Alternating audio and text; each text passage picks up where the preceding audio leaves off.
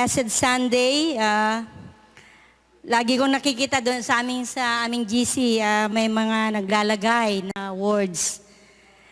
Kagaya nito, nakita ko, a blessed Sunday morning. It's God's way of saying, one more time, live life, make a difference, touch one's heart, encourage one mind, inspire one's soul. At kami naman ay laging nagpipindot ng mga thumbs up, mga heart. Sana nga yung nakalagay rito ay mangyari, mai-apply sana ng mga ano. Baka siguro nabasa lang, Blessed Sunday morning, naglagay na sila kaagad ng heart. No? Anyway,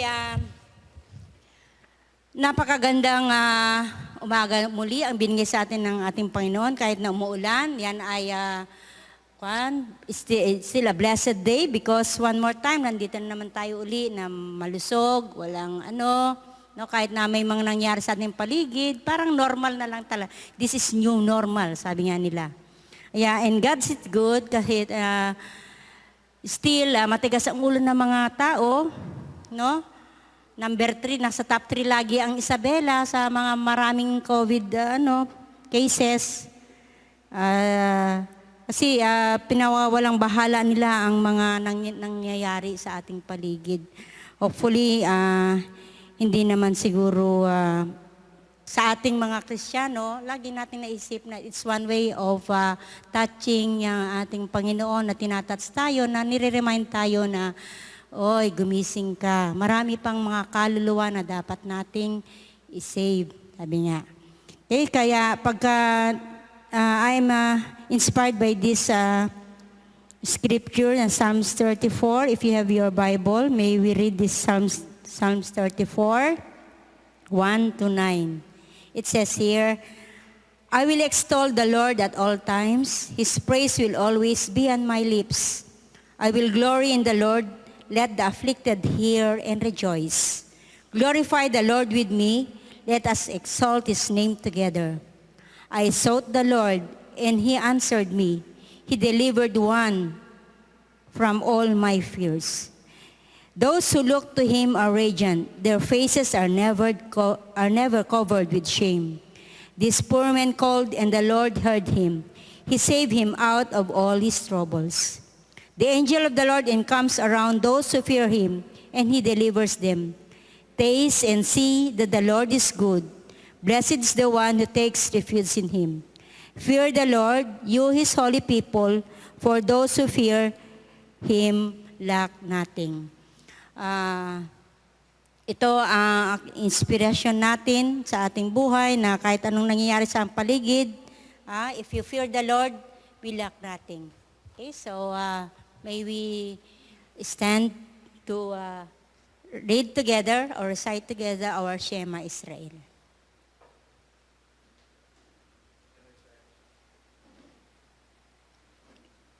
May we recite together. Hear, O Israel, the Lord is our God, the Lord is one. You shall love the Lord your God with all your heart and with all your soul and with all your might. These words which I am commanding you today shall be on your heart. You shall teach them to your sons. You shall talk of them when you sit in your house, and when you walk by the way, and when you lie down, and when you rise up. You shall bind them as a sign on your hand, and they shall be as frontals on your forehead. You shall write them on the doorposts of your house and on your gates. May we sit down for a while? Okay, so we give our praise and honor to our Lord through our PowerPoint presentation. May we rise up again for our praise and worship songs.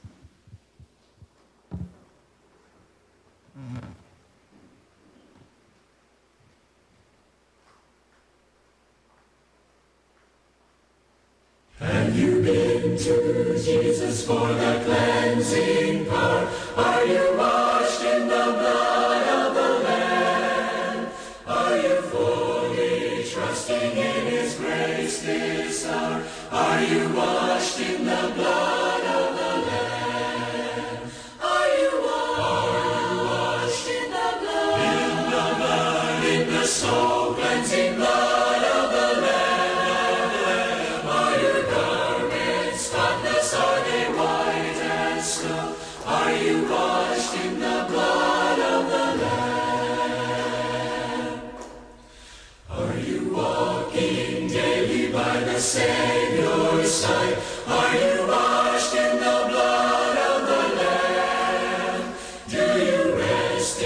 moment in the crucified, are you washed in the blood of the Lamb?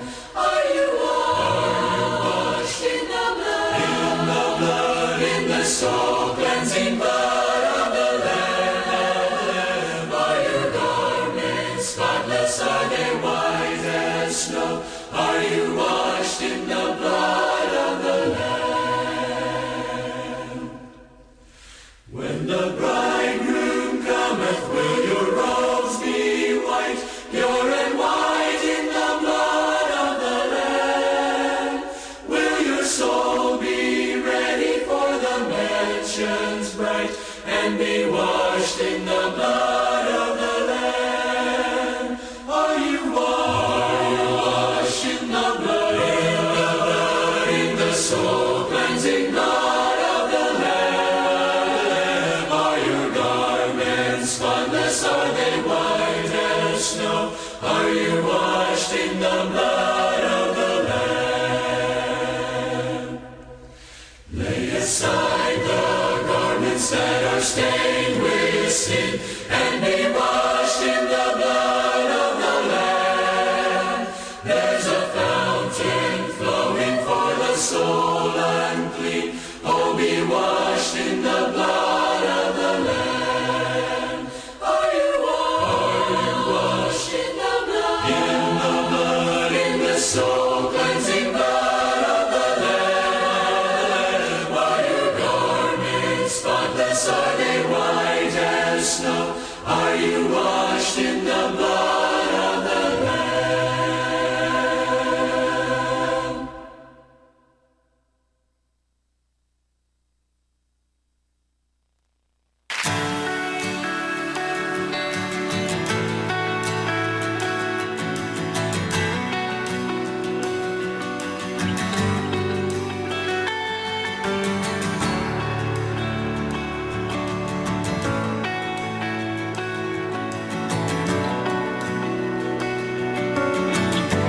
I approach the throne of glory. Nothing in my hands I bring, but the promise of acceptance from a good and gracious King.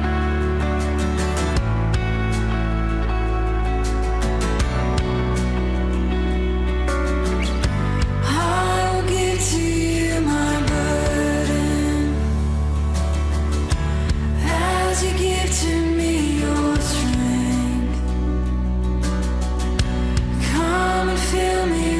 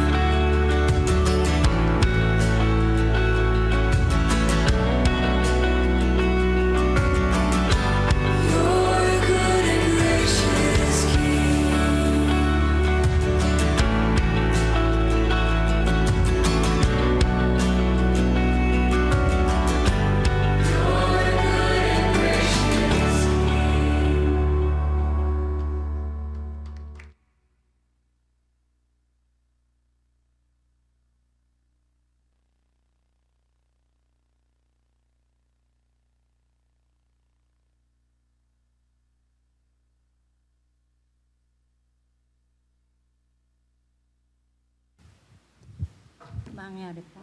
Maupo na po muna tayo.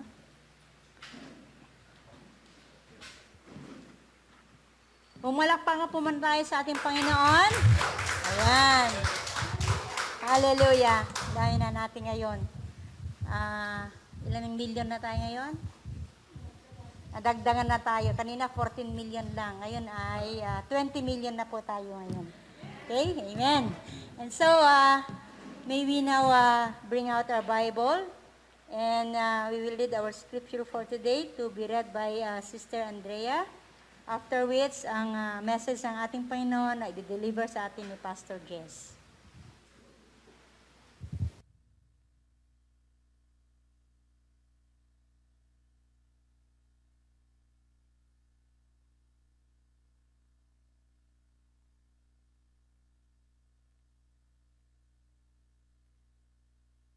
Magandang umaga po.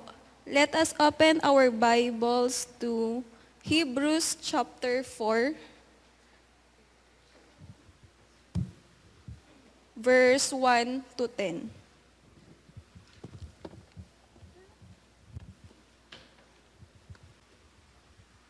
Hebrews chapter 4, verse 1 to 10. Therefore, since a promise remains of entering his rest, let us fear lest any of you seem to have come short of it. For indeed, the gospel was preached to us as well as to them. But the word which they heard did not profit them, not being mixed with faith in those who heard of it. Verse 3, for we who have believed do not enter that rest, as he has said, so I swear in my wrath, they shall not enter my rest. Although the works were finished from the foundation of the world, for he has spoken in a certain place of the seventh Sunday in this way, and God rested on the seventh Sunday from all his works. And again in this place, they shall not enter my rest. Since therefore it remains that some must enter it, and those to whom it was first preached did not enter because of disobedience. Again, he designates a certain day, saying in David, today, after such a long time, as it has been said, today, if you will hear his voice, do not harden your hearts. For if Joshua had given them rest, then he would not afterward have spoken of another day. There remains therefore a rest for the people of God. For he who has entered his rest has himself also ceased from his work as God did from his. This is the word of the Lord.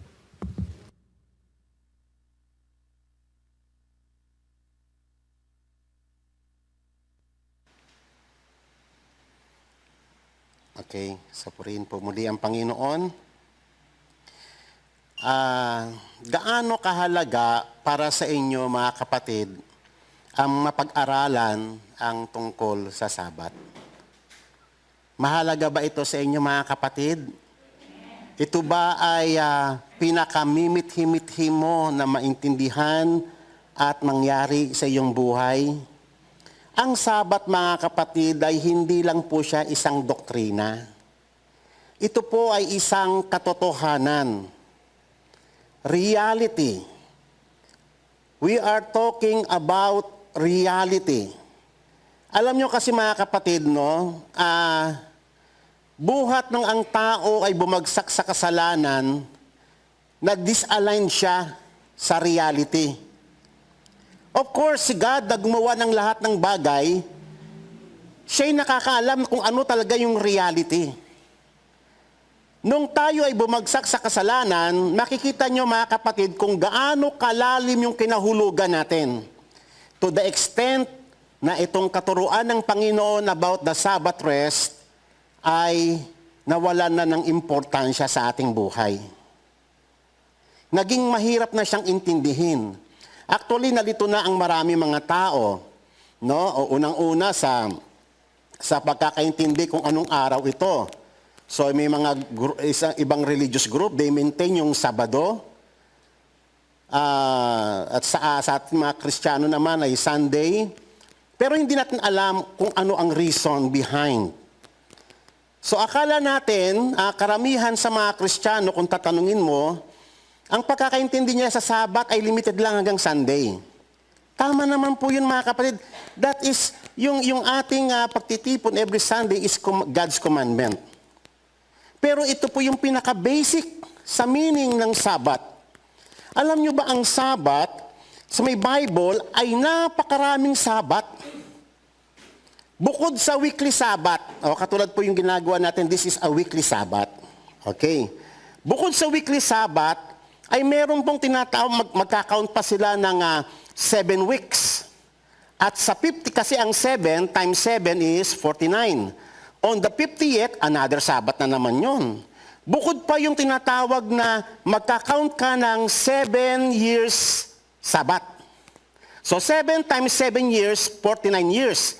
And on the 50th is Jubilee. Another Sabat na naman yun. Tapos, may nagbigay pa si God ng 7 festivals. Doon sa 7 festivals na yun, mga kapatid, merong katulad ng, yung iba ay Sabat, tapos yung iba ay 2 ang Sabat. May mga ganon na mga festivals. Kaya, ang meaning ng Sabat ay hindi mo siya po pwedeng i-contain lang sa weekly Sabat. Sapagkat napakalawak ng meaning ng Sabat, at ang pinakamahalaga sa atin ng mga Kristiyano, mga kapatid, ay maintindihan mo, unang-una, kung ano yung tinatawag na the gospel of Sabat. Gaya nung sa ating scriptures kayo na i-preach din sa kanila yung gospel noon. Anong gospel yon? The gospel of God's Sabbath rest. Pero hindi nila ito napakinabangan because it was not accompanied by faith. So kung sa atin din sa panahon natin ngayon, kung hindi rin natin magagrasp yung pinaka-meaning ng Sabat, kahit nandito ka, maganda yan, nandito ka kapatid. Tayo ay nag-a-abide sa utos ng Panginoon sa weekly Sabat, pero kung malulose sight ka rin sa totoong meaning ng Sabat, we are living blindly. Hindi mo nakikita yung kahalagahan ng Sabat para sa atin. At ang isang pinakamahalagang tanong dito, ikaw ba kapatid, ay nakapasok sa Sabbath rest ng Panginoon? Yan ang pinakamahalagang tanong. Kaya nga mahalaga ito. For example na lang po rito, meron po rito yung Passover. Right after sa first month kasi nila, merong 2 festivals. And on the 3rd month nila, ay meron pong another festival na tinatawag na Pentecost. At the rest, doon sa may pinaka-7th month nila. Okay, ito po yung first month, yung month of Nisan. Yan po yung kalendaryo ng mga Hudyo. Yan po yung kalendaryo ng panahon ng Panginoong Hesus. Okay, so alam nyo ba sa Nisan 14, yan po yung Passover. Naalala nyo sila Moses? Doon in-start ni God na iutos siyang Passover Na kung saan, nung gabing iyon, ay magkakatay sila ng 1-year-old without blemish na lamb, at sabay-sabay nilang papatayin the twilight, at yung dugo ay ipapahid sa hamba at rangkahan ng kailang mga pintuan. So that sila ay malagpasan ng ma-Passover. Kaya nga tinawag na Passover yan malagpasan sila ng angel of destruction. Yun ang pinaka-markings yung blood of the Lamb. At alam nyo ba si Jesus Christ ay on the exact date ng Passover, doon siya pinatay. On the exact date.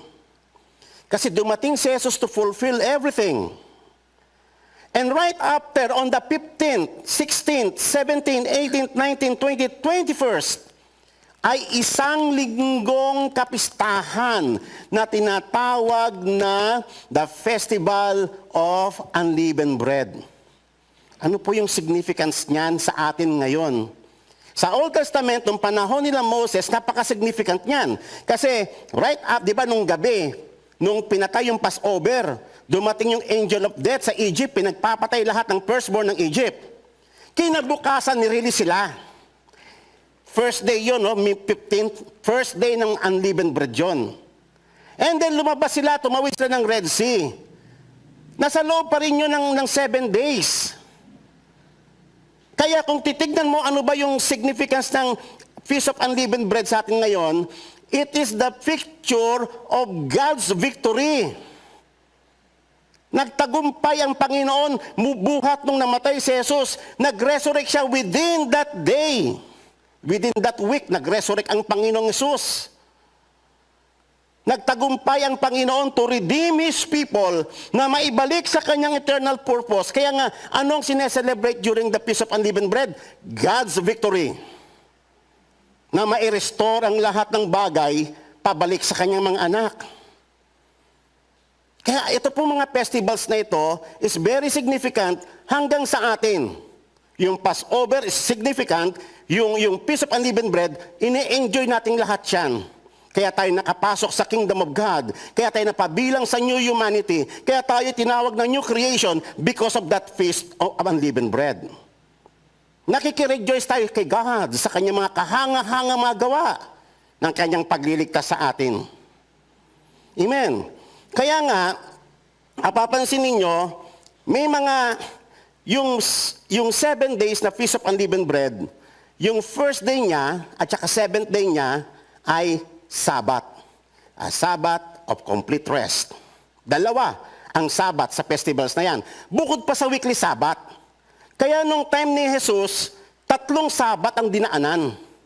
Isa yung sa may 15th, yung High Sabbath, yung Sabbath ng festival itself. And then, here comes the weekly Sabbath. Okay. Tapos, on the 21st is the High Sabbath na naman kasi dalawa nga ang Sabbath ng Feast of Unleavened Bread. Ngayon, kahanga-hanga kasi si Jesus, nag-resurrect siya the day after the Sabbath. Na-sandwich yung dalawang Sabbath, yung High Sabbath sa 15 at saka 16, namatay siya ng 14th, 15, 16, 17, nabuhay siya mag-umuli. Alam nyo ba, doon sa may Feast of Unleavened Bread, meron siyang special feature.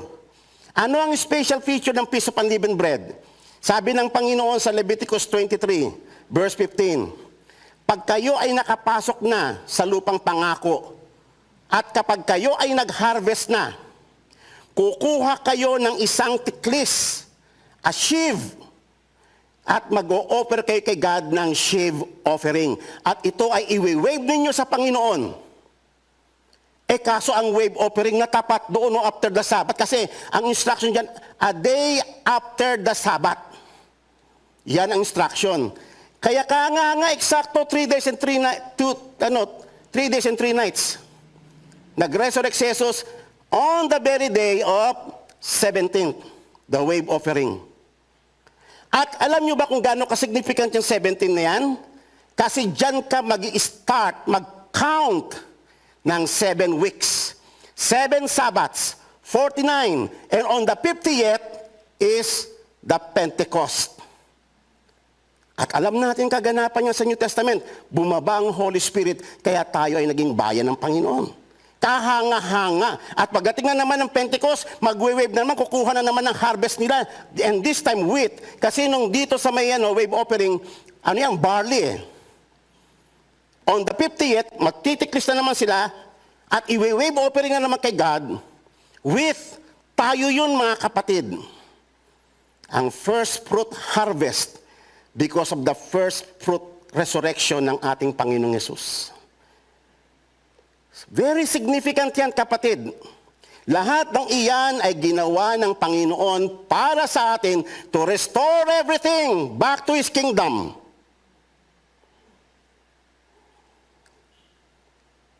Amen. Kaya nga, ang crucifixion day ay naganap ng 14th, eksakto, Passover. At ang resurrection day ay naganap on the 17th during the wave offering ng barley. Which is the counting, the very first day ng counting papuntang Pentecost. Kahanga-hanga, hindi po ba? So ngayon, tignan natin yung original purpose ng Panginoon nung kinuman niya ang Sabat. Sabi niya sa Genesis chapter 2, after God created everything, ano ang sabi ng Panginoon? Mga kapatid, ang Biblia is God's testimony of reality. This is reality. We are talking about the reality. Si God ang gumawa ng langit at lupa. Siya ang gumawa ng time. Siya ang gumawa ng lahat ng bagay. At para sa Kanya, ang lahat ng bagay. We are talking about reality. At ang Sabbath rest is the prime of that reality. Okay. So sabi ng Panginoon, ang testimonyo ng Panginoon, thus the heavens and the earth were completed, and all their hosts. By the seventh day, God completed His work which He had done. Kompleto yung trabaho ng Panginoon. Walang naidagdag ang tao. Walang nai-contribute yung tao. Tapos na ang lahat ng bagay bago nilikha ni God ang tao. Siya yung kahuli-huli ang ginawa so that ang tao ay walang ipagmamalaki sa harapan ng Diyos. Na ang lahat ng bagay is completely God's work, purely by His grace. And He rested on the seventh day from all His work, which He had done. And God blessed the seventh day and sanctified it, because in it He rested from all His work, which God had created and made. Ang Sabat ay araw na kung saan pinagpala niya ang lahat ng bagay. He sanctified it. At ang itong mga bagay na to ay ginawa ni God para ma-enjoy ng kanyang buong creation, kabilang tayo. Sabbath was made for His creation to bless us. Ang purpose ng Sabbath is to bless us. Yung magkaroon tayo ng kapahingaan sa ilalim ng kanyang paghahari. Alam nyo ba ang epekto nung pumasok ang kasalanan? What is the effect nung bumagsak ang tao sa kasalanan? Sabi ng Biblia, buhat ng ang tao ay nagkasala, hindi lang siya basta nagkasala napahiwalay siya sa Diyos at nagpakalayo-layo siya sa Diyos, katulad ni Cain. At dahil siya ay lumayo kay God, na source ng kapahingaan, na author ng Sabbath rest, ano nangyari sa kanya? He become restless. Walang kapahingaan. Tumingin ka sa may paligid natin, mga kapatid. Tumingin ka sa bawat bansa. Tumingin ka sa bawat sektor ng lipunan. Tumingin ka sa mga organisasyon, sa society, sa mga family. Lagi nilang pinakamimit-himithi ang kapayapaan. Alam nyo ba, ilang libong peace treaties na ang pinirmahan buhat pa noon ng bawat bansa. Sa Pilipinas na lang, ilang peace treaty na, sa NPA, sa mga Muslims. Payapa ba ang Pilipinas? Kailan na-achieve ang kapayapaan sa Pilipinas? Wala. Napakailap ng peace. Bakit? Sabi ng Isaiah 57, verse 20 to 21, but the wicked are like troubled sea. Yan ang kalalagayan ng mundong ito. Troubled ang mundong ito. Parang nag-aalimpo yung dagat. Ganyan po ang testimony ng Diyos tungkol sa mga bansa na hindi siya ang Diyos. Testimony of God po yan ng reality. Kaya hindi natin ito nakikita itong ating mga pinag-uusapan ngayon kasi we are deluded. Kasama tayo sa na-delude. Kasama tayo sa nawala doon sa reality. Akala natin yung ino-offer ng government, akala natin yung takbo ng society, akala natin ayan ang reality. No. Lahat ng hopes and dreams ng mga tao apart from God is illusion. Lahat ng kanya mga pinapaniwalaan is delusion. They are far from reality. Tayo na mga hinirang ng Panginoon ay hindi lamang niligtas sa ating mga kasalanan, kung hindi, ibinalik tayo sa reality. And we are talking about reality, about God's Sabbath rest, sapagkat iyan ang eternal blessing ng Panginoon sa buong creation, kabilang tayo. Which cannot rest. Hindi ma-achieve yan kahit anong peace ang gawin ng bawat bansa. Apart from God, apart from Christ, there is no peace, sabi ng Panginoon. Its waters cast up mire and dirt. There is no peace, says my God, to the wicked. Kaya, manood kayo ng manood ng TV, next year, eleksyon na naman, isiset na naman ng mga tao yung hope nila sa mga politiko. Walang savior sa politics. Walang savior sa White House. Walang savior sa Malacanang. There's only one savior, and that is Jesus Christ, the King of Kings and the Lord of Lords. The Prince of Peace. Siya lang. Huwag niyong hanapin ang kapayapaan sa ating gobyerno. It will never come. Mabibigo ka lang. Ilang presidente na ang binoto mo mula noon? Nung bata tayo. Magpahanggang ngayon.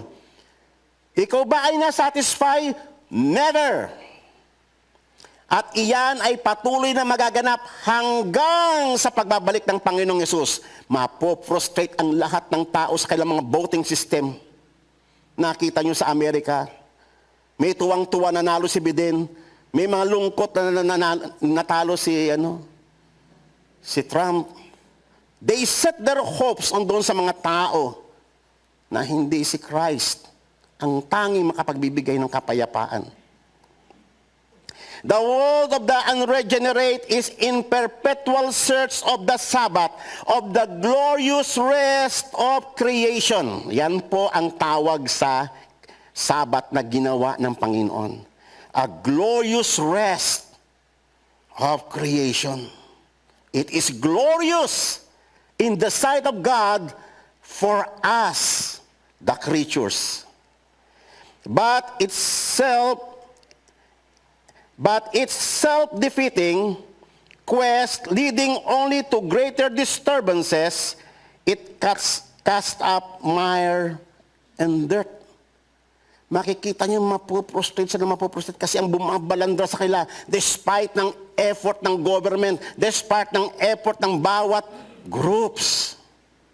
Ang bumabalik sa kanila ay mga dumi, mga putik. Hindi ba? Hindi ba? Tignan ninyo nangyayari sa bansa natin. Tignan ninyo nangyayari sa buong mundo. Tama ang testimonyo ng Panginoon, and only Christians ang makakakita niyan. Ngayon, tingnan po natin, yung kanina yung account sa Genesis, kung saan nilikha ni God ang lahat ng bagay. Talagang kasama from original purpose, sa kanyang original creation, kasama ang Sabat. Ngayon, nung niligtas na ni God ang kanyang bayan mula sa pagkakaalipin sa Egypt, alam nyo ba, nung ibinigay ang Ten Commandments, para saan ang Ten Commandments? Para i-restore sila doon muli sa paghahari ng Panginoon. At isa na doon yung Sabat. Ibalik uli sila doon sa may Sabat. Kasi yung Sabat, yun ay original purpose ng Panginoon sa lahat ng kanyang nilikha. Ito'y napakahalaga para sa programa ng Panginoon, para sa ating lahat. At kasama ang mga hayop, kasama ang lahat ng nilikha sa Sabat na ito. Kaya nga kung titignan ninyo yung ordinance ng Panginoon, remember the Sabbath day to keep it holy. 6 days you shall labor and work. 7 days the Sabbath of the Lord your God. Sabbath ngayon . Sabat ngayon, you shall not do any work kasi tularan nyo ang Panginoon, pag-aralan nyo yung purpose ng Panginoon, kayo, yung mga anak ninyo, yung mga servants ninyo, etc., etc. Lahat magpapahinga. And then, sabi niya, for 6 days, nirecall tayo doon sa creation.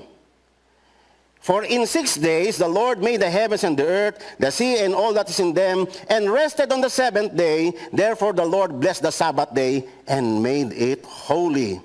It is holy to the Lord. It glorifies God kung ang tao ay makakapasok sa kanyang Sabbath rest. Amen. Binalik tayo doon sa original purpose ng Panginoon. Kaya makikita mo yung intention ng Panginoon sa pagbibigay ng law. It's restoration.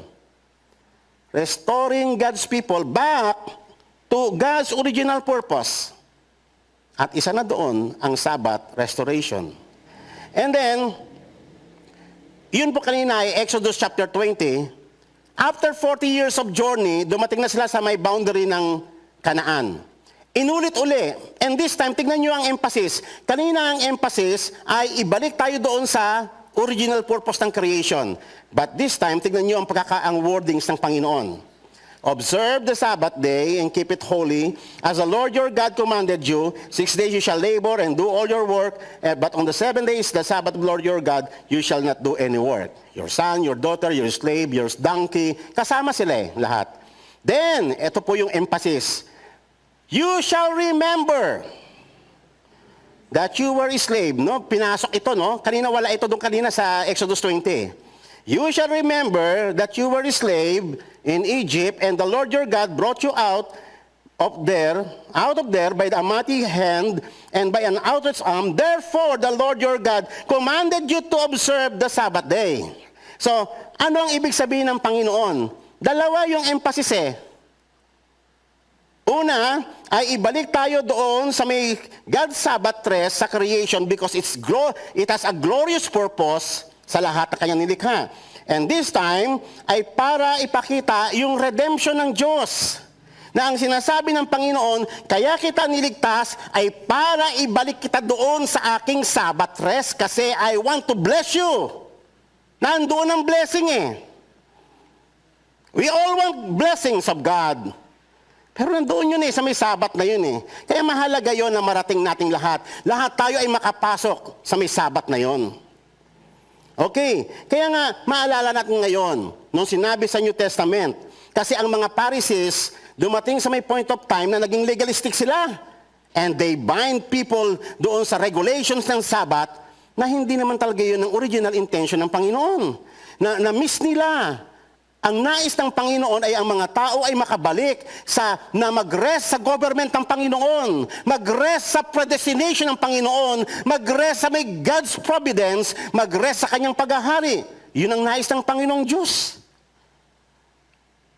Kasi na ang tao ay nagkasala, instead na magtiwala sa gawa ng Panginoon, nagtiwala na siya sa sarili niyang lakas. Ayan na naging problema natin eh.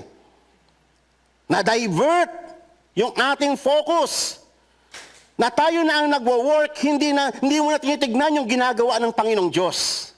And that is a big mistake, mga kapatid. Alam nyo ba, kahit na ang gagaling ninyo magtrabaho, kahit na ang tatalino ninyo, kahit anong sisipag ninyo, kapag nakalimutan mo ang Sabbath rest ng Panginoon, you are working on your own. Mapapagod ka. Para kang makina na walang langis. In the end, you will break down. Amen? Ganyan na nangyayari sa lahat ng effort ng mundong ito. Kasi wala yung kapahingaan ng Panginoon. Amen po ba? Kailangan natin ang Sabbath rest. Kailangan natin kasama yun sa lahat ng ating mga pagkatrabaho sa araw-araw. Diba? Nilimit tayo ng Panginoon, may discontinuation, hindi ka magkatrabaho for 7 years, may discontinuation as a break sa regular cycle of life. Kasi nga ang tao, he wants to rule time by his own means. Pero ang time was created by God for His purpose. Kasama doon ang blessing na si God ang nag-ordain ng lahat ng bagay. Kaya nga, ang isa sa maganda na maintindihan natin, ang Panginoong Yesus, hindi lang basta namatay sa ating mga kasalanan. He came as the Lord of the Sabbath. To restore, nung tayo ay tinubos sa ating mga kasalanan, para tayong lahat ay makabalik doon muli. Sa ilalim ng God's government, sa ilalim ng God's provision, sa kanyang providence, sa ilalim ng kanyang predestination. Ang tao kailanman ay hindi magkakaroon ng kapahingaan kapag hindi natin naintindihan ang mga bagay na yon na tinatag ng Panginoon. Akala natin tayo ay nagwo-work ng lahat ng bagay. Pag hindi mo alam ang predestination ng Panginoon, akala mo ikaw ay nagtatrabaho. Akala mo lahat sa pagpapagal ng tao, you are trusting on your own strength.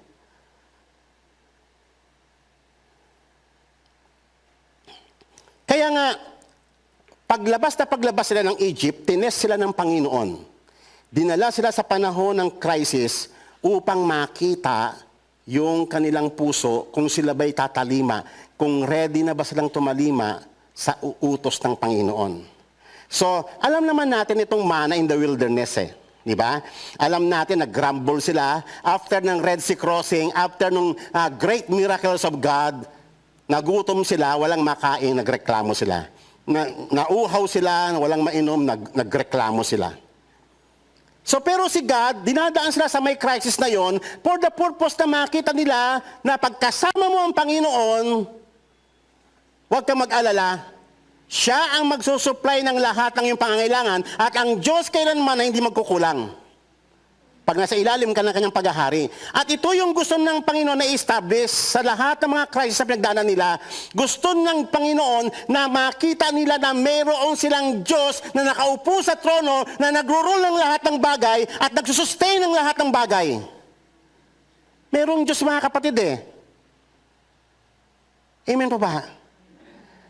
Alam nyo ba sa ating mga pag-aaral, sa ating mga pagkatrabaho, nandoon si God Siya nag-ordain ng lahat ng bagay sa atin Tayo, nagtatrabaho lang tayo. We are just doing our part. We are just exercising kung ano yung gifts na binigay ng Panginoon sa atin. Pero si God ang sumasa lahat. Kung marirealize mo from the very beginning, mula nung bata ka hanggang sa lumaki ka, si God ang nag-sustain sa'yo ng lahat ng bagay. Hanggang ngayon na nakilala mo siya, hanggang sa ngayon ay meron ka ng mga tinatangkilik, hanggang sa ngayon ay meron ka ng mga minamanage. Si God ang nasa lahat ng bagay na yun. It is God's providence. Amen. Kaya wag mo akalain na wala si God doon, wag mo akalain na parang sarili mo lamang. Pag nandoon ka kapatid, ibig sabihin doon ka pa sa trusting your own strength, your own work. Amen. Kailangan sa Sabbath rest makita mo si God na nagsusustain ng lahat ng bagay. Kasama ang supernatural. Mga kapatid, huwag niyong kakalimutan yan. Hindi lahat ng bagay, we are talking about reality. Huwag mong akalain ang reality ay yung lahat ng mga pinagpagalan mo. Isama mo ang supernatural. Dito sa may Sabbath rest, tinuro sa kanila kung papaano nag-ooperate si God sa pang-araw-araw nating kabuhayan. I do believe alam na ninyo ang kwentong ito. And then, so, dahil nga sa nagutom sila, nagreklamo sila, sabi ng Panginoon, sige, bibigyan ko sila ng tinapay mula sa langit, that I may test them whether or not they will walk in my instructions. This is very important, yung instructions ng Panginoon. Yung matuto tayong mabuhay ayon sa mga sinabi ng Panginoon, ayon sa kanyang mga decree. Kasi yung sinabi ng Panginoon, sure yun Iyon yung reality. Kaya nga sinabi ng Panginoon sa Matthew 4:4, man shall not live by bread alone, but by every word that proceed out of the mouth of God. Huwag mo nga akalain puro yung bread lang, yung mga physical things lang. Tumingin ka doon sa may bawat salitang sinasabi ng Diyos because that is the reality. That is how this world operates. Si God ang nagdedetermine ng lahat ng bagay ayon sa kanyang predestination. Amen.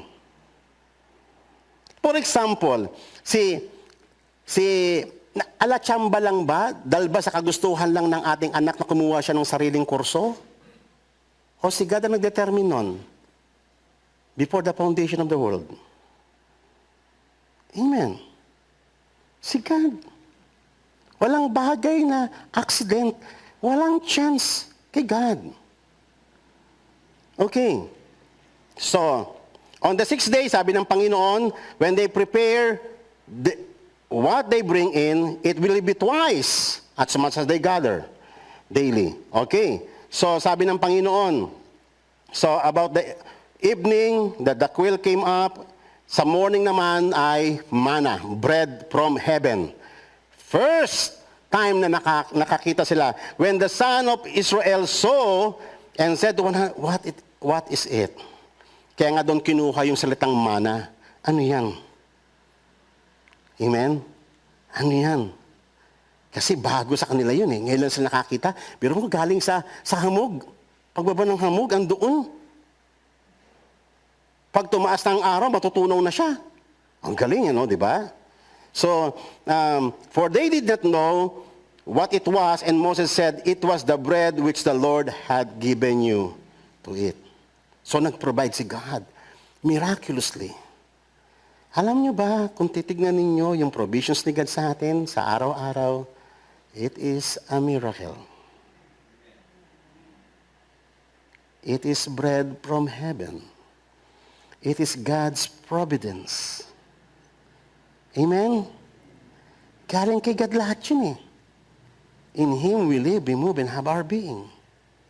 Kasi ang lahat ng bagay ay naipredetermina ng Panginoong Diyos sa ating buhay. Okay.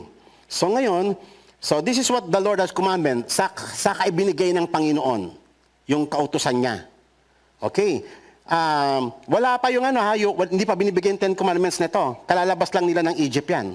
Okay, nasa midway sila papuntang Mount Sinai para i-receive yung 10 Commandments. Okay.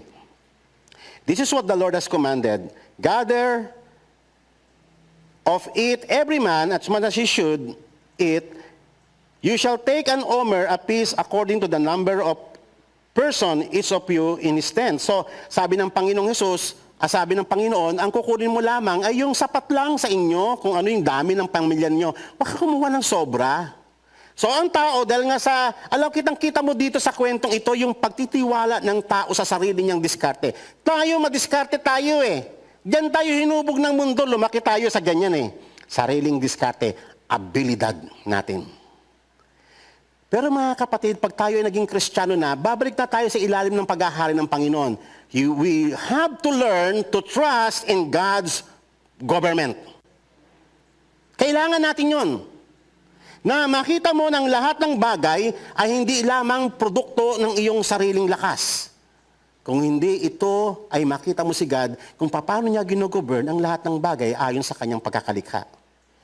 So, dahil nga ang tao, sigurista siya, wala pa yung pagtitiwala niya sa Panginoon, may kumuha ng marami, may kumuha ng kakaunti. Pero anong sabi ng Biblia? So when they measured, yung kumuha ng marami, hindi rin sumobra, yung kumuha ng kaunti, hindi rin nagkulang.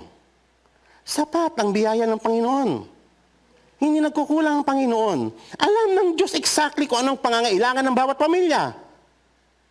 Amen. Meron bang tagpo sa buhay natin mga kapatid na nagkulang ang Panginoon? Tanungin nyo yan. O baka tayo nagkulang sa pananalig sa Kanya? Kailanman hindi magbubulaan si God sa Kanyang testimonyo. My grace is sufficient for you. Kaya nga sabi nga ni Apostle Paul, in the end, na-realize niya I boast in my weaknesses. Kasi doon ko nakikita yung kapangyarihan ng Panginoon kung saan ako salat sa mga bagay na yon. Hindi nagkukulang ang Panginoon. Kahit nga yung pilay, kahit nga yung bulag, ginagamit ng Panginoon eh. Yung mga bulag, si God ang nagiging mata nila eh. Yung mga pilay, yung mga walang paa, si God ang nagiging kamay ang nagiging paa. Yung mga ulila, si God ang nagiging tatay nila. Hindi magkukulang si God sa lahat ng pangangailangan ng tao if we believe in His government. Amen. Naalala nyo si Nick Vujicic, di ba? Nag-attempt na siyang magpakamatay dahil akala niya mistake ang pagkakalikha sa kanya. Binubuli pa siya, ano nangyari sa kanya na talagang prostrate to the point na magsisuicide na siya. Kasi hindi niya makita. Tumitingin siya doon sa kung ano yung mga bagay na bakit ganito ako, bakit kulang ako. Pero in the end, nakita niya si God. Nakita niya yung purpose ng Panginoon. Hindi pala siya kulang, kumpleto siya sa Panginoon. Kailan man si God hindi nagkukulang sa atin? Tayo lang ang nagkukulang sa pananalig sa kanyang kapangyarihan at sa kanyang government. Kasi nagre-rest tayo sa lakas natin, hindi sa lakas sa mga ginawa ng Panginoon sa kanyang complete work. Doon tayo nagkukulang. Amen. Ang problema natin ay hindi ang kakapusan. Ang problema natin ay yung ating unbelief.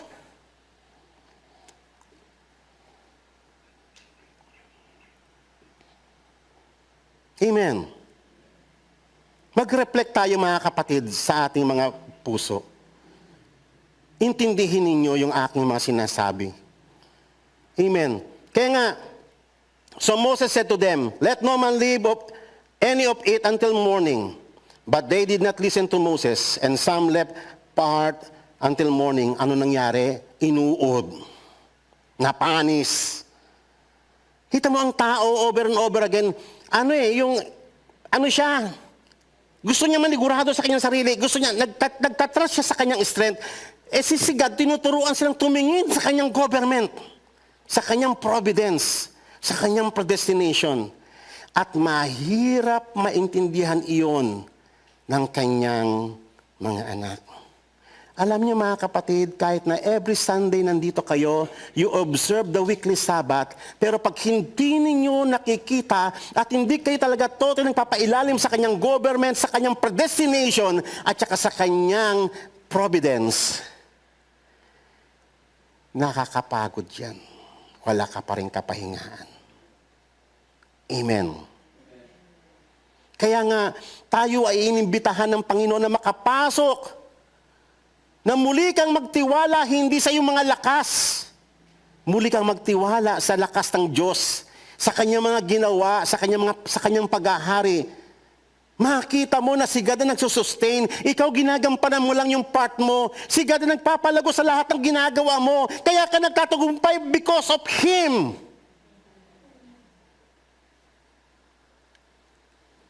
Kaya maayos ang paglago ng iyong pamilya because of Him. Not because of us. Kailan natin maintindihan ang mga principles na yon?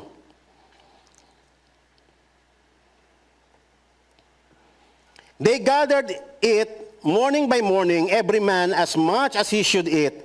But when the sun grew hot, it would melt. Okay. So now on the 6th day, they gathered twice. Sabi kasi ng Panginoon, pagdating ng Sabbath day, sa 6th day, doble ang kunin nyo. Hindi yan uuurin, hindi yan mapapanis. Totoo. Kita nyo, mga kapatid, lahat ng sinasabi ng Diyos is God's testimony of reality. Kailan natin maintindihan yung reality? Kailan tayo aalis sa ating delusion? Naakala mo ikaw. Nakita niyo si Jacob, mga kapatid. Si Jacob, ang galing yung mga abilidad eh. Nakitang-kita natin na nag-alaga siya ng mga tupa ng kanyang biyena na si Jethro eh. Akala niya, yung pamamaraan niya, naglalagay pa siya, nagpuputol pa siya ng puno, yung kinakayot, tapos lalagay niya sa may kakainan. Akala niya, iyon ang reason kung bakit nagme-mate, kung bakit nagmumultiply yung mga tupang inalagaan niya. Pero in a dream, ipinakita ng Diyos sa kanya yung reality. Kasi wala siya sa reality.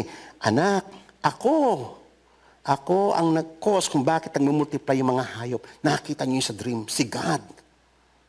Hindi pala yung pamamaraan niya. Amen po ba? Kaya huwag kayong mag-aakala na sa inyong mga lakas lang. Maganda na magtrabaho tayo, maganda na magpakasipag tayo. Utos ng Panginoong Diyos lahat yan. Pero don't forget God's providence. Don't forget God's predestination. Sapagkat ang lahat ng bagay sa created universe ay umiikot ayon sa tinakda ng Panginoong Diyos, ayon sa kanyang providence.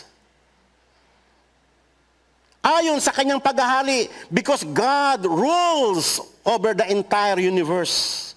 Walang accident na nangyayari even sa kalawakan. Walang accident. Lahat is determined of God. Kaya nga sabi ng Panginoon, this is what the Lord meant. Tomorrow is Sabbath observance, a holy Sabbath to the Lord. Bake what you will bake, boil what you will boil, and all that is left over, put aside to be kept until morning. Hindi yan mapapanis. Amen. Mas magaling pa ba tayo sa Panginoon? No. Tama yung sabi ng Panginoon. Tama lahat yun. Ang Kristiyano should live in every word that proceed out of the mouth of God, because that is God's testimony of reality, how this world really works. Amen. So they put it aside until morning, and Moses had ordered, and it did not become foul, nor was there any worm in it. Amen. So Moses said, nung pagdating ng Sabbath, eat today, for today is the Sabbath of the Lord. Magpahinga kayong lahat. Sige, enjoy ninyo yung provisions ng Panginoon. Kita mo, kasama sa programa ng Diyos ang kapahingahan natin. Alam niya, kasi siya yung lumikha sa atin, alam niya, the whole creation needs God's Sabbath rest. Today you will not find it in the field. 6 days you will gather it, but on the 7th day, there will be none. Totoo ba yun? Yes, because that is the reality. Yung kumuha ng sobra, magkukulang din siya, at sapat lang. Yung kumuha ng kulang, sapat lang. Ang galing ng Panginoon. Kaya hindi mo pa pwedeng alisin yung supernatural. Amen? Yung natural and supernatural, parehas yan sa lahat ng inorder ng Panginoon, kalakip yan kung paano niya tayo sinusustain araw-araw. Okay. So, then the Lord said to Moses, how long do you refuse and keep my commandments and my instructions? See, the Lord had given you the Sabbath, therefore He has given you bread for 2 days. On the 6th day, remain every man in his place. Let no man go out of his place on the 7th day. So the people rested on the 7th day. Finally, naintindihan nila kung ano ang ibig sabihin ng Panginoon. Magpahinga kayo. Bakit ganun ang mga Israelita? Yun ay resulta ng pagbagsak nila sa kasalanan tulad natin. Nawala yung pagtitiwala natin sa government ng Diyos. Nauwi tayo sa pagtitiwala sa sarili nating lakas, sa sarili mong magagawa. Naging sigurista tayo sa kabuhayan na talagang, di bali nang iset aside mo ang Word of God, basta ikaw maiuna mo yung sarili mo. Mga kapatid, kailan natin matututunan yung total submission sa paghahari ng Panginoong Diyos? Kailan tayo mabubuhay in every word that proceed out of His mouth? Kailan? Amen? Gusto mo ng Sabbath rest. Gusto mo ng kapahingaan. Ang mundo, hinahanap-hanap yan. Hindi nila kay God hinahanap-hanap ang Sabbath sa paraan nila. Ikaw ba, kapatid, gusto mo rin ng ganun ding sistema ng kapahingaan? Sa paraan mo rin, mapapagod ka, magbe-breakdown ka. Amen? Sapagkat ang Sabbath rest can only be realized kay God, the author of all things. Amen. Tatandaan po natin ang katotohanan ito. The Sabbath rest in the Old Testament law was not primarily a day of worship, but a day of rest. Paglilinaw lang po. Secondary lang yung worship. Nandito tayo, as we gather together, we worship God. But the primary intention of God, magpahinga tayo sa ilalim ng kanyang paghahari. Troubled kasi ang ating mga puso.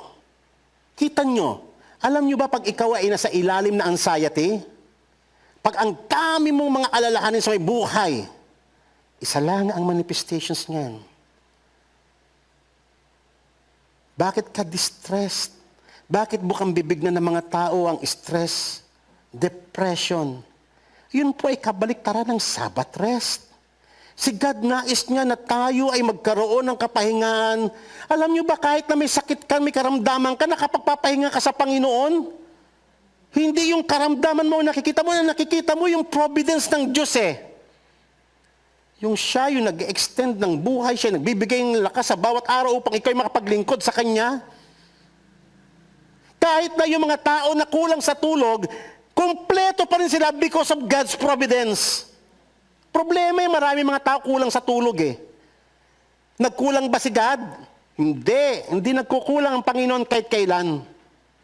Kaya nga ang mahalaga, makita mo si God sa bawat aspeto ng ating buhay. Makita mo yung pag-ahari niya. Yung lahat ng takot mo, i-cast mo sa Kanya. Sabi nga, cast your cares upon Him for He careth for you. Amen. Cast your cares upon Him. Kaya nga sabi ng Panginoong Yesus, the Lord of Sabbath, come unto me, all you who are heavily laden. Alam ng Diyos yun, wala tayong kapahingaan eh. Pagod na pagod tayo kasi troubled tayo sa mundong ito. Troubled tayo sa ating mga negosyo, sa ating mga finances, sa ating physical na kalagay, mga karamdaman natin. Troubled tayo emotionally, socially, in many aspects of our lives. We are troubled. Pero hindi ganyan ang nais ng Panginoong Diyos. Nais niya, magpahinga ka. Be still and know that I am God. Yan ang eternal message ng Panginoon sa ating lahat. Magpahinga ka. Di ba kasi ang tendency natin pag tayo may karamdaman, titingin ka sa nakikita mo, sa sarili mo, sa nararamdaman mo eh. But faith is not seeing. Faith is not according to your feel. Faith is believing in the power of God.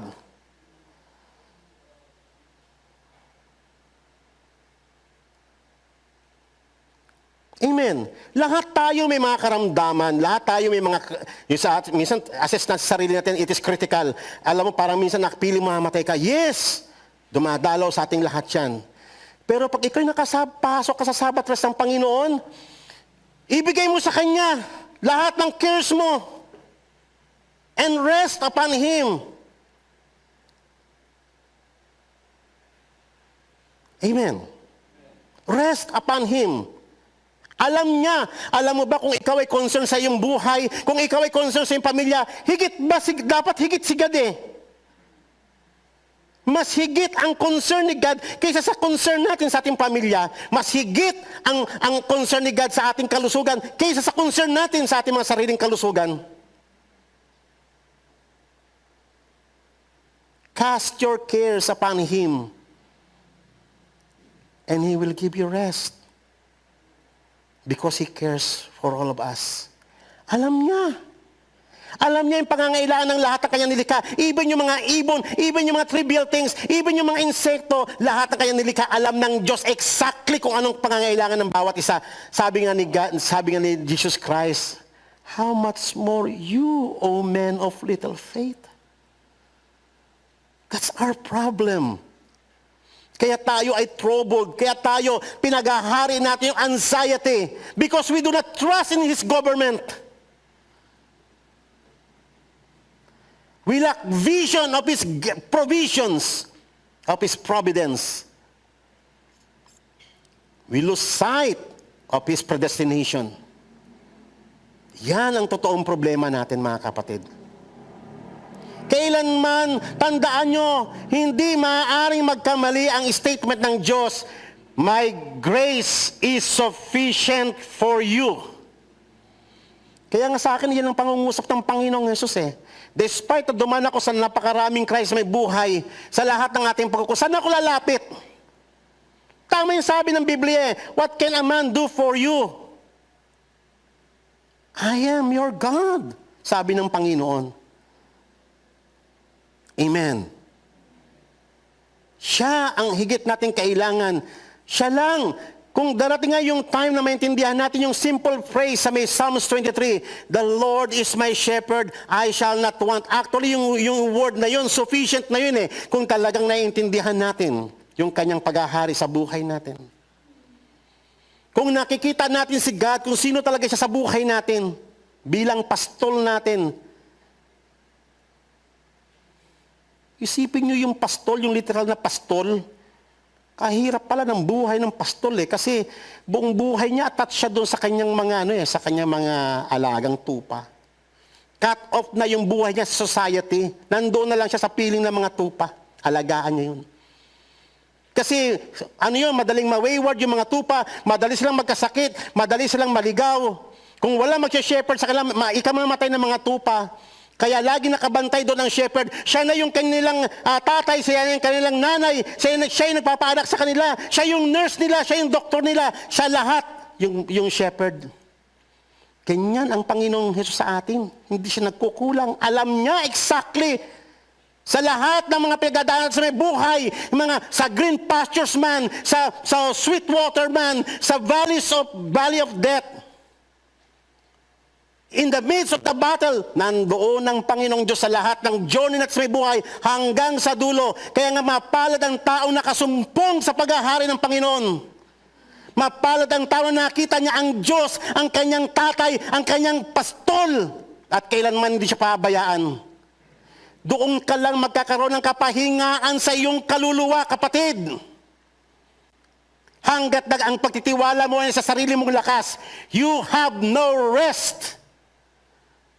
Alam ng Diyos na kailangan natin ng Sabbath rest. Right from the very beginning, He sanctified it. He blessed it. Kaya nga, ni-restore niya tayo. Hindi lamang yung maligtasan sa ating mga kasalanan, kung hindi maibalik tayo sa kapahingaan ng Diyos, na muli mong makita ang Diyos, muli kang may connect sa Kanya na siya ang higit mong kailangan. Siya ang pastol mo, hindi lang siya hari. He is your shepherd. The great shepherd of our soul. Amen.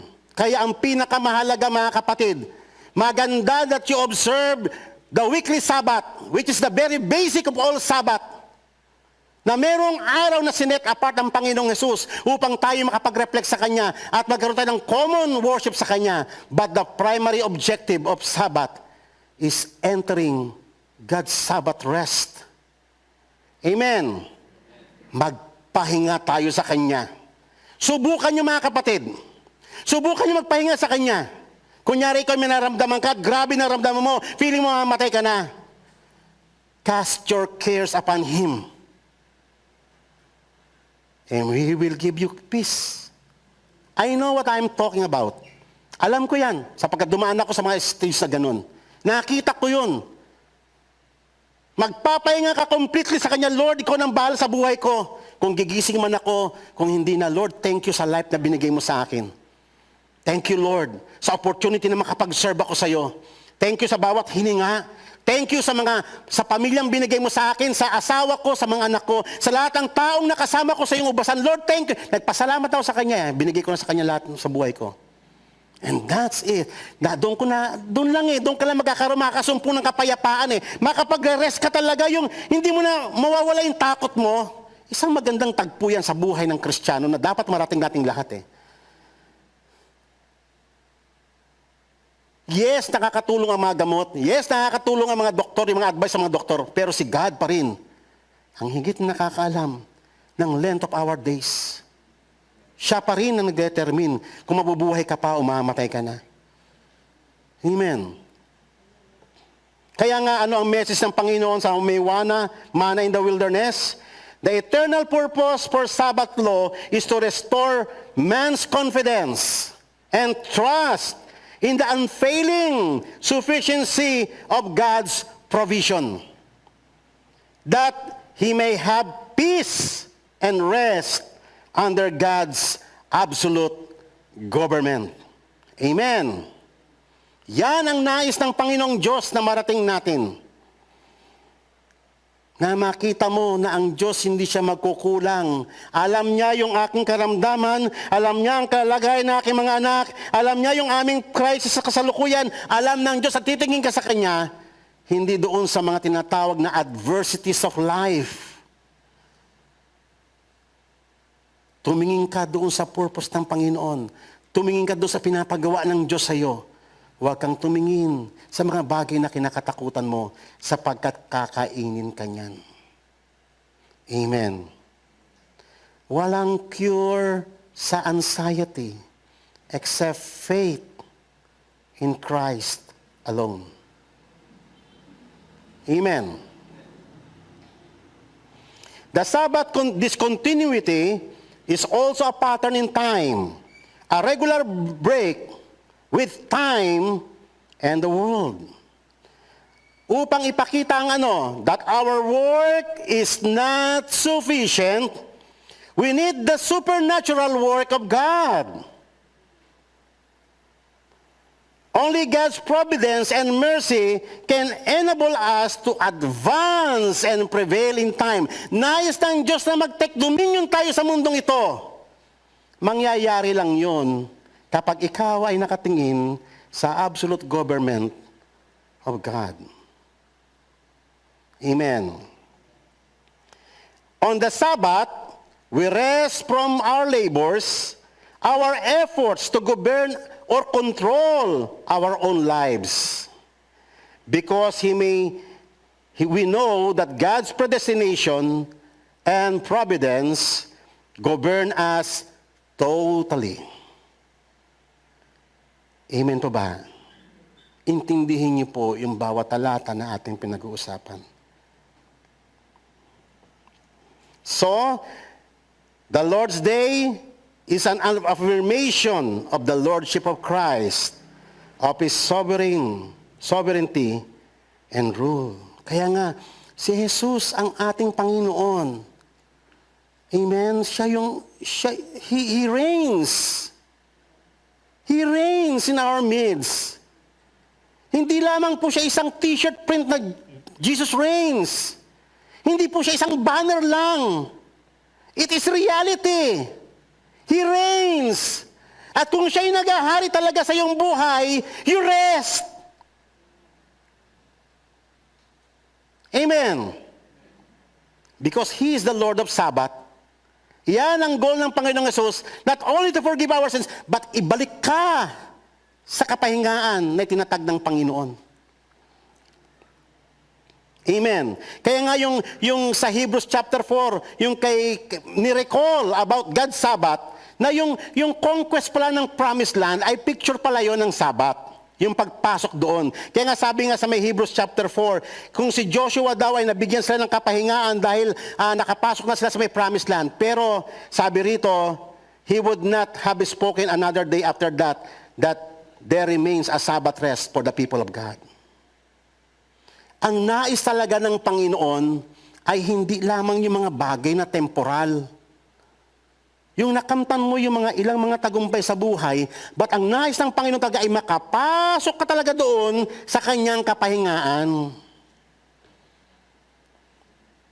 Amen. Yung makita mo na talagang si God yung nagsusupply ng lahat ng pangangailangan mo araw-araw, kaya patay nakakilos, kaya patay nakakahinga, kaya patay nakagalaw, kaya patay nakagawa ng maraming bagay sapagkat siya ang nagsusustain nun araw-araw. And then you rest. Kung ikaw man may karamdaman, kung ikaw man ay merong kaguluhan sa buhay mo, you rest in Him.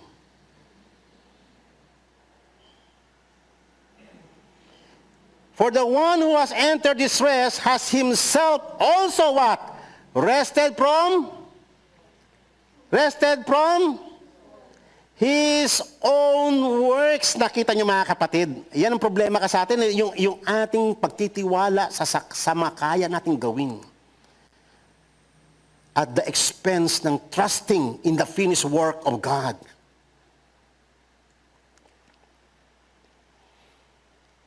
Therefore, let us be diligent to enter that rest, that no one will fail through following the same example of disobedience. Ano yung disobedience na pinag-uusapan natin? Yung disobedience nila doon sa Old Testament, nakita nyo naman po yun.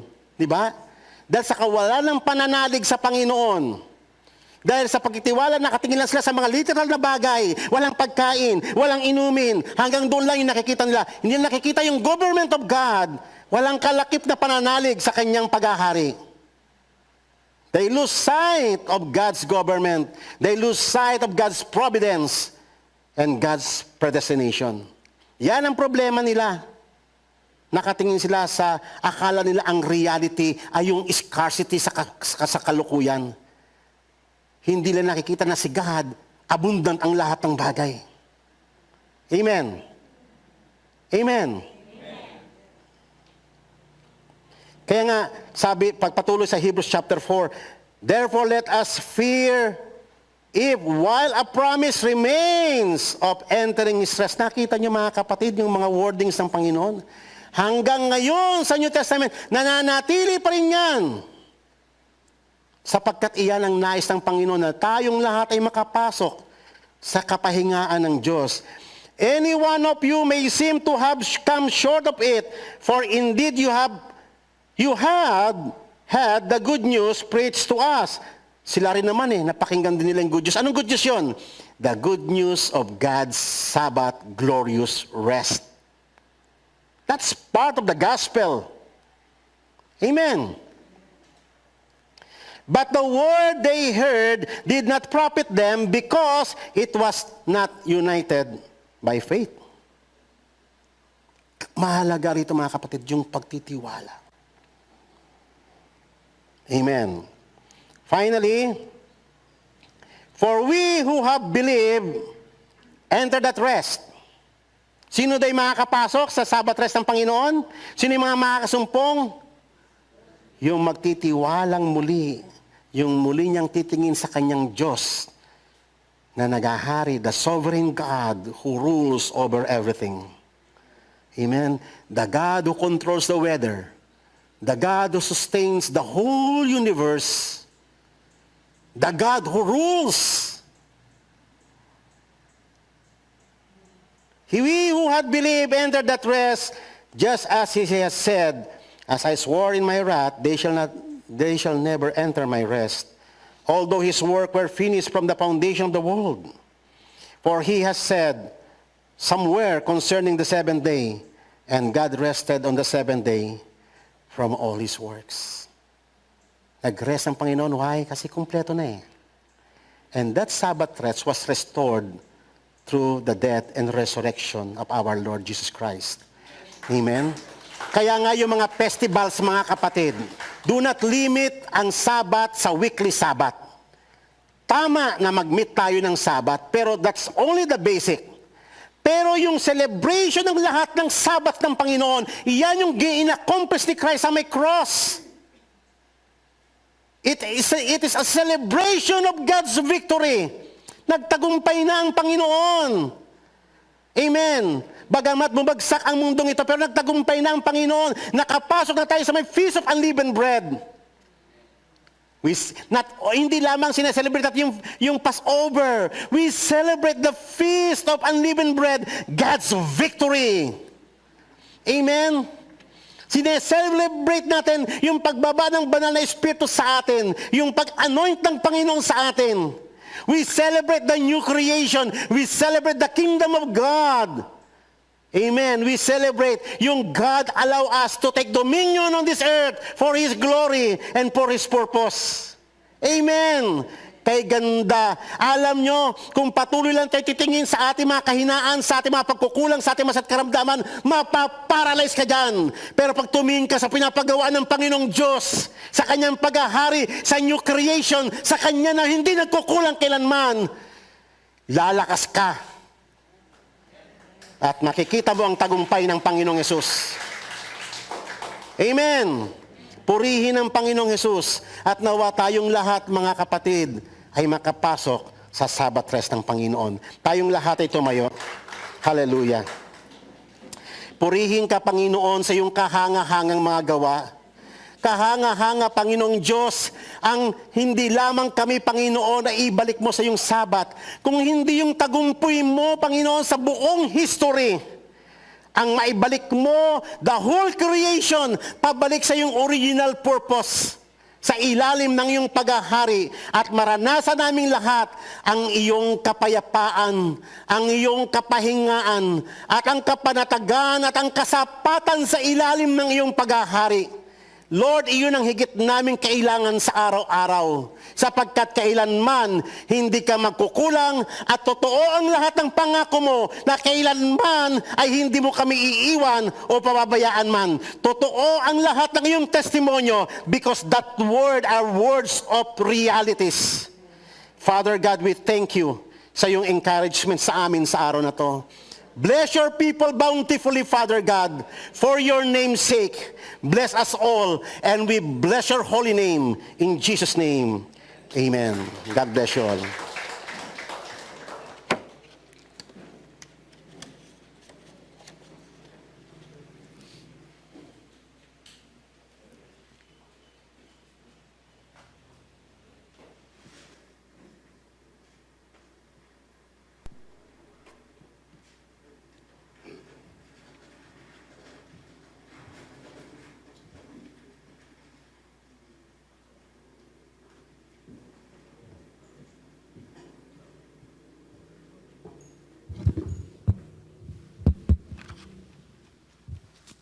To God be the glory. Hallelujah. Amen.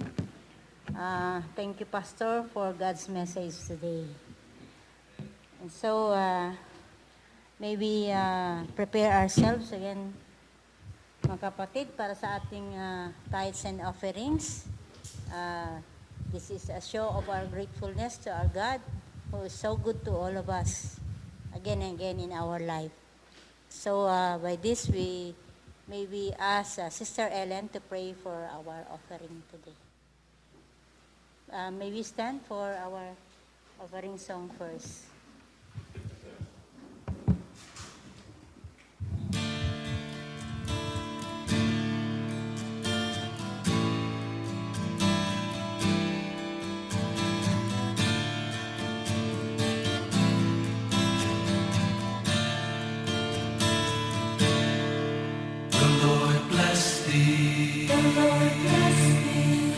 And keep thee. The Lord make his face to shine upon thee. The Lord bless thee. And keep thee. The Lord make his face to shine upon thee. Be gracious unto thee, and be gracious unto thee. The Lord lift up, his countenance on thee, and give thee peace. The Lord bless thee. And keep thee. The Lord make his face to shine upon thee. And be gracious unto thee. And be gracious unto thee. The Lord lift up his countenance on thee, and give thee peace. The Lord bless thee. And keep thee. The Lord make his face to shine upon thee. The Lord bless thee. And keep thee. The Lord make his face to shine upon thee. Let us bow down our heads. Lord, sa paglapit namin ito sa inyo, Panginoon, nagpapakumbaba po kami sa inyo. Pakilinisin niyo nga po ang bawat isa sa amin, Lord God, sa mga pagkukulang at pagkakasala namin, Lord God. Maraming salamat po sa araw na to, Panginoon, at kami binigyan niyo ng pagkakataon na mag-gather to strengthen each other, Lord God, para tulungan bawat isa at magpalakasan, Lord God, Panginoon, sa araw na to, we lift to you our tithes and offering, Panginoon. Naway, Panginoon, maging cheerful giver ang bawat isa sa amin. And Panginoon, lagi niyo po, Panginoon, ipaalala sa amin na lagi namin ibigay ang best namin sa inyo, Panginoon. May you bless each and every one of us, Panginoon. Bless the works of our hands, Panginoon. Pag-ingatan niyo nga po, Panginoon, ang bawat isa sa amin, 10 ng aming pamilya, Panginoon. And Father, Panginoon, truly God na hindi ka nagkulang sa amin. Lahat, Panginoon, ng pangangailangan namin ay provide niyo. Salamat, Panginoon, sa pag-iingat niyo sa bawat isa sa amin.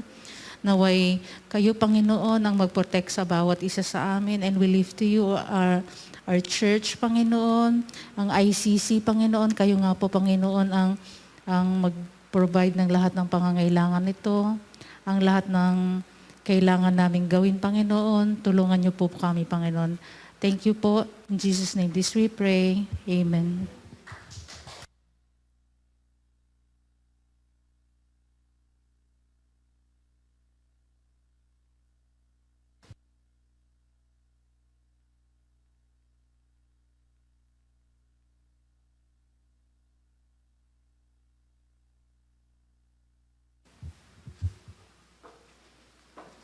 Sabi ng ating IATF, palalabasin raw ng mga batang 10 years old and above. So, baka sakali, ang ating mga anak na ay ating makikita muli. Pero po sa ngayon, kahit na wala po sila inasa ating puso at ating pagdarasal po ang kanilang proteksyon at pagpalain nawa sila. So, ating pagdarasal muli ang ating mga anak, ating youth at mga kids na pangungunahan ni Brother Mel.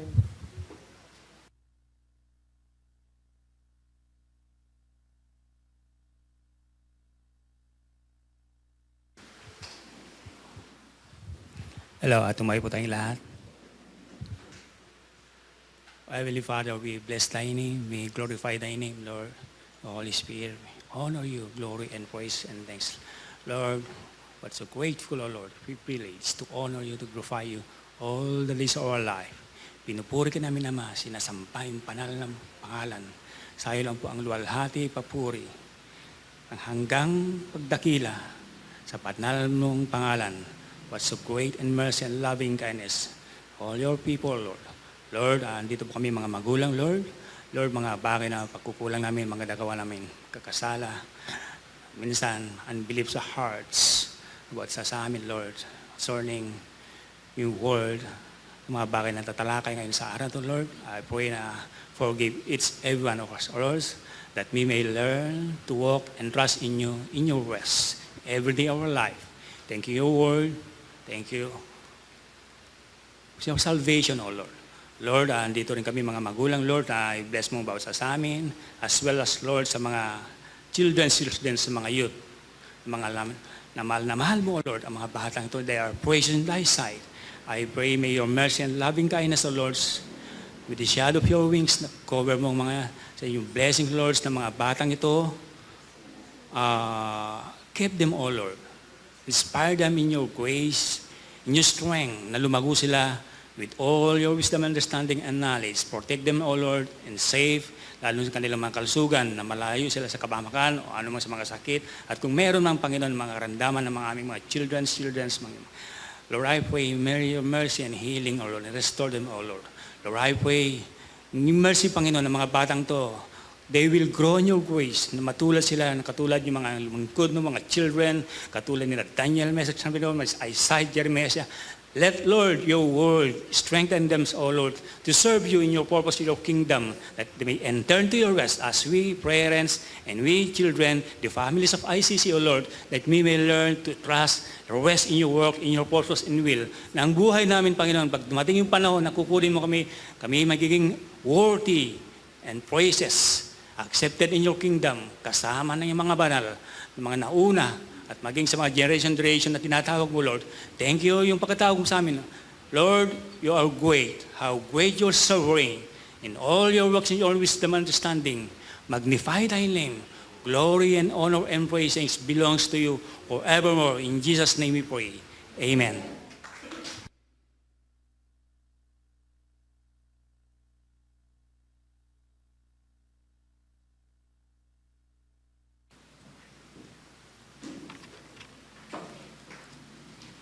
Mga announcement po natin. Ang ating servants and call next Sunday, ang ating presider, si Sister Raquel. Ang ating scripture reader, Sister Marivic. Ang ating offertory leader, si Sister Nancy. At ang ating prayer for the next generation will be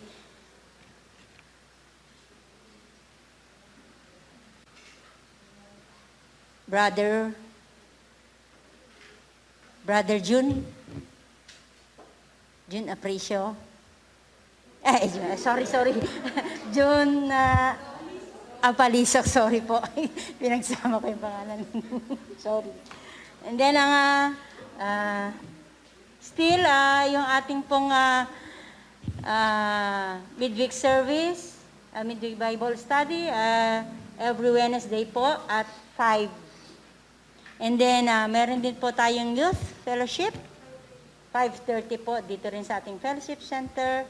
At ang ating Sunday service po ay 9 o'clock po. Sana nandito tayong lahat before that time para sa ganon, ang Diyos ay napakaliwanag ang mukha niya sa atin na naghihintay para sa ating fellowship.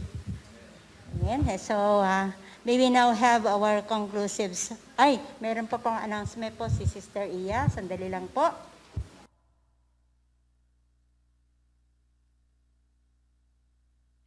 Okay, sige.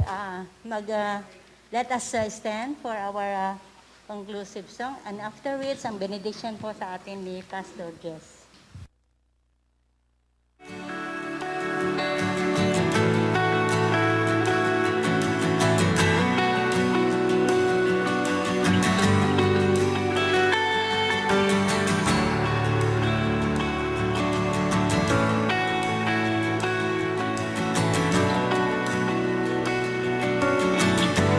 I approach the throne of glory. Nothing in my hands I bring, but the promise of acceptance from a good and gracious King.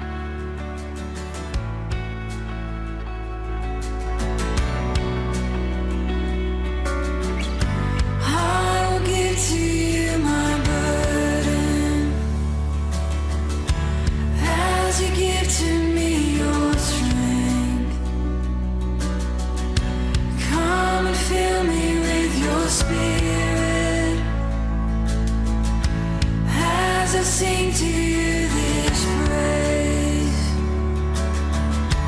You deserve the greater glory, and so cometh my voice to the King in need of nothing.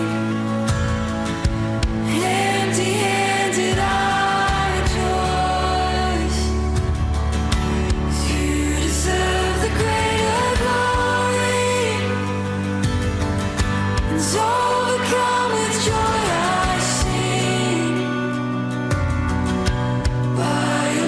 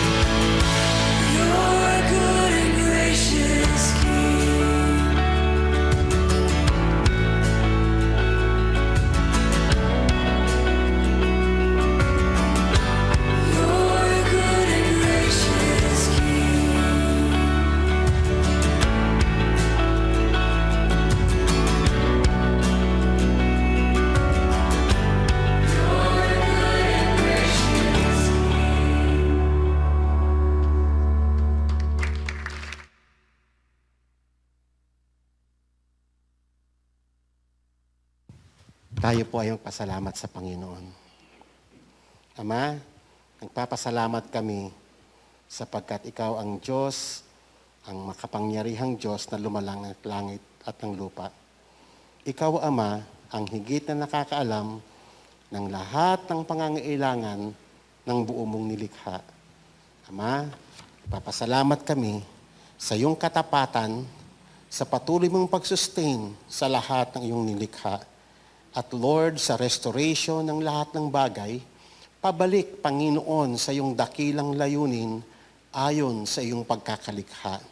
Ama, nawa ang lahat ng iyong mga hinirang, ang iyong mga tinawag, ay muling makabalik sa iyong original purpose. Ang ganap na pagtitiwala sa iyong kapangyarihan, ang pagtitiwala that you are the sovereign God who rules over everything in this whole created universe.